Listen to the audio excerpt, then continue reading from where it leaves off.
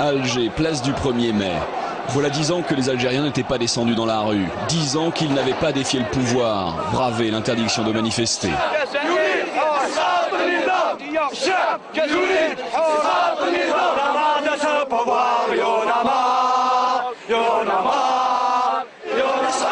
Les rassemblements ont lieu le samedi, des milliers de policiers anti-émeutes déployés. Le face-à-face est tendu. À chaque fois, matraques et boucliers pour réprimer des manifestants qui aspirent à la liberté.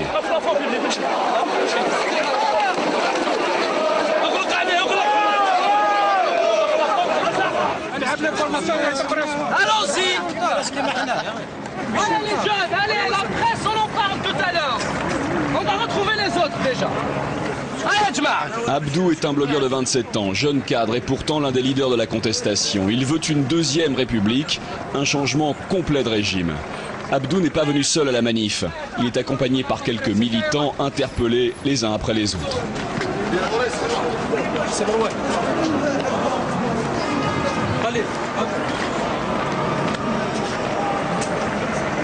C'est qui? C'est Marwan. C'est Marwan, il était avec nous. Le problème, on peut rien faire. Appelle Karim tout de suite. Refdo Marwan. Toi tu te casses. Ils nous ont frappés. Oh, l'assemblement, tout le monde à la pompe à essence. C'est pour ce drapeau qu'on se bat. C'est pour celui-là.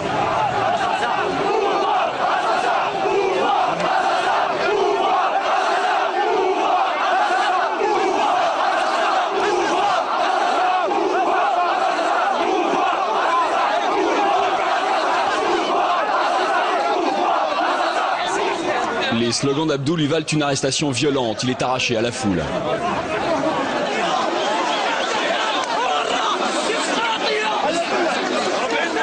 Bouteflika, il faut qu'il parte. Parce que lui, avec toute son équipe, c'est un pays de voyous, c'est un pays de voleurs. Le pays, ils l'ont volé. Le pays, ils l'ont volé. C'est un pays riche. Il y a un peuple pauvre. Il y a des vieilles femmes qui ramassent les ordures. Et c'est un pays riche. On en a marre.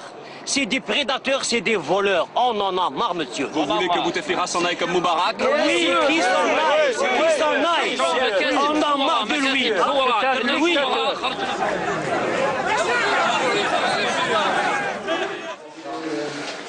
Après 6 heures passées au commissariat, l'interrogatoire a été long mais sans violence.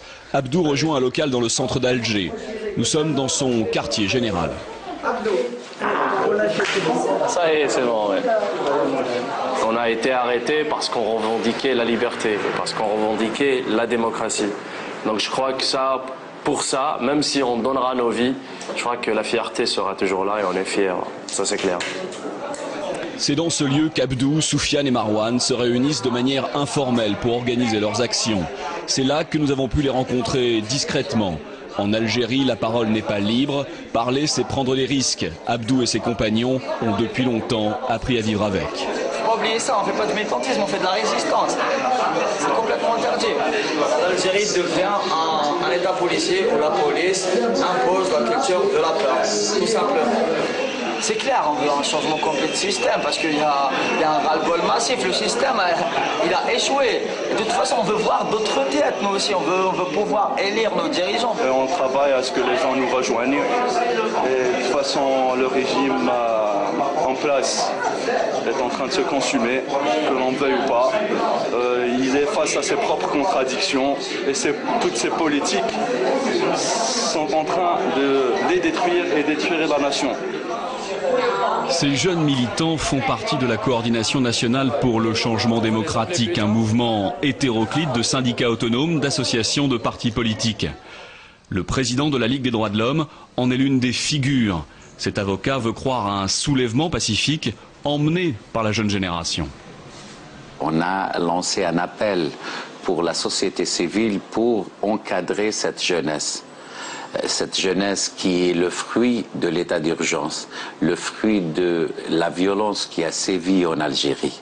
Je pense qu'une révolution, un changement doit être mené par les jeunes Algériens. Un changement radical, sauf qu'à Alger, on est bien loin de l'atmosphère insurrectionnelle du Caire. Bab el Oued, l'un des quartiers populaires de la capitale. Les jours de manif, Tout est normal. Ici, personne n'a oublié la révolution avortée de 1988, les 200 000 morts de la décennie noire du terrorisme. De plus, le Front des forces socialistes, principal parti d'opposition, se tient à l'écart des rassemblements. Moi, je pense que le FFS ne participe pas aux marches parce que le peuple aussi ne participe pas aux marches. Qu'il est possible de changer les choses, mais qu'il est possible de les changer d'une manière pacifique et que la logique de la confrontation fait remonter dans la tête de chaque Algérien les vieux souvenirs de la violence, de la destruction. Et la preuve, vous l'avez vu sur le terrain, que la mobilisation était très minime, très insignifiante par rapport à l'envie des Algériens d'aller vers le changement, par rapport à la révolte qui existe dans le cœur de chaque Algérien. Pour prendre le pouls de la contestation, nous partons en Kabylie. C'est l'une des régions algériennes les plus rebelles au pouvoir, et ce depuis l'indépendance en 1962. Akabiou, petit village accroché à la montagne. Il est 9 h du matin. Un groupe de jeunes a décidé de s'exprimer librement devant notre caméra. En général, la peur du régime est plus forte que la haine qu'il inspire. Pas ici. Nous entrons dans ce café où la majorité des clients est jeune et au chômage. Non, moi je ne travaille pas. Nous, là, on vient, on boit du café, c'est tout. Un café, un cigarette, comme d'habitude. Tous les jours, on passe la journée avec un café. 70% de la population algérienne a moins de 30 ans. Officiellement, un jeune sur 4 est au chômage. C'est bien loin de la réalité. Le pays est riche de son pétrole, d'où ce ressentiment vis-à-vis des responsables algériens. Au sein du pouvoir, il y a de la corruption, des hauts placés de pouvoir qui détiennent un pouvoir immense. Si en Algérie, c'est la dictature. Et justement. Si le peuple est fatigué. Depuis 62, c'est de la misère. Ces discours ne confinent pas seulement à des propos de bar. Le quotidien d'un jeune chômeur, le voici. Lies a 25 ans, aucune formation. Il vit avec sa famille dans un quartier populaire qui surplombe la ville de Béjaïa. Allez, je vous emmène chez moi. Je vais vous parler de mon quotidien et de ce qu'est la réalité en Algérie. Allez, entrez.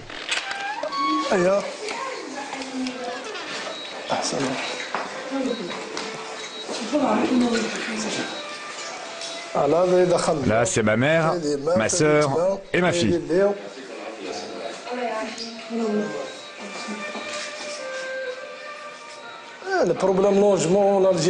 Le logement, c'est un des vrais problèmes en Algérie. Nous vivons assises dans cette toute petite maison. Si vous voulez un logement social, vous ne trouvez rien. C'est impossible. La seule manière d'en avoir un, il faut donner un bakshish. Le gouvernement ne s'occupe pas du peuple. Les richesses du pétrole, on n'en voit pas la couleur, on n'a jamais rien. La famille survit grâce à la retraite du père, 80 € par mois. Lies fait bien des bricoles, comme il dit, mais pas de quoi faire face aux imprévus. J'ai un goitre, je dois me faire opérer. À l'hôpital, l'infirmier m'a dit, si tu veux un rendez-vous, tu me donnes 120 €. Il voulait un bakshish, au fait. Des origines modestes, pas de relation, pas de travail. Le quotidien est un cercle vicieux.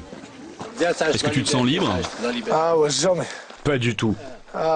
J'ai vraiment aucun espoir. Alors comment veux-tu que je me sente libre? En Algérie, on vit une torture psychologique. Les Algériens souffrent vraiment. Je vais vous dire, c'est comme si on vivait dans une prison à ciel ouvert. Vous voyez, dans une prison, on ne fait rien. C'est ça la vérité. C'est ça la réalité.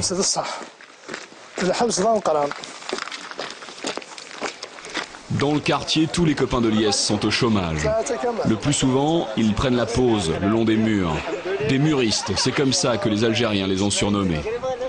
Depuis le début de l'année, le désespoir et la misère ont poussé une quinzaine de personnes à tenter de se suicider par le feu. 4 sont déjà mortes. Medjana, petite ville située à 250 km à l'est d'Alger.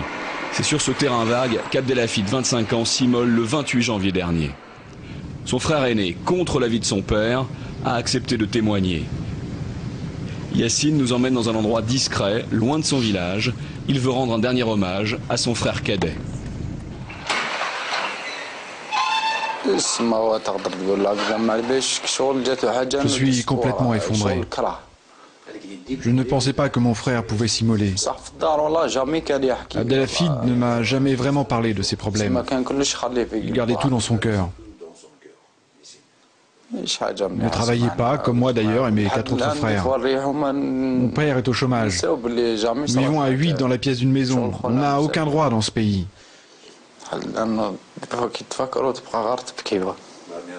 Aujourd'hui, je n'ai plus goût à la vie. Depuis la mort d'Abdelhafid, ma mère et moi, nous n'arrêtons pas de pleurer.